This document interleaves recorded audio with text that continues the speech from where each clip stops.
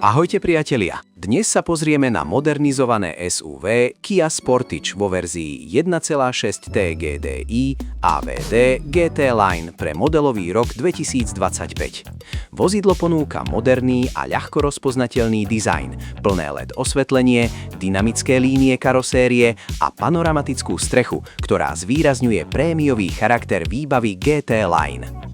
Interiér zaujme kvalitnými materiálmi, digitálnym prístrojovým panelom, veľkým multimédiálnym displejom a modernými asistenčnými systémami, vrátane adaptívneho tempomatu, ako aj priestranným interiérom a praktickým batožinovým priestorom na každodenné používanie aj cestovanie.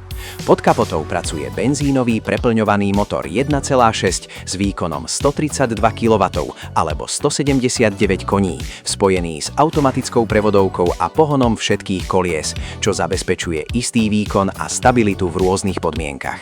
Reálna priemerná spotreba v kombinovanej prevádzke sa zvyčajne pohybuje okolo 8 až 9 litrov na 100 km v závislosti od štýlu jazdy.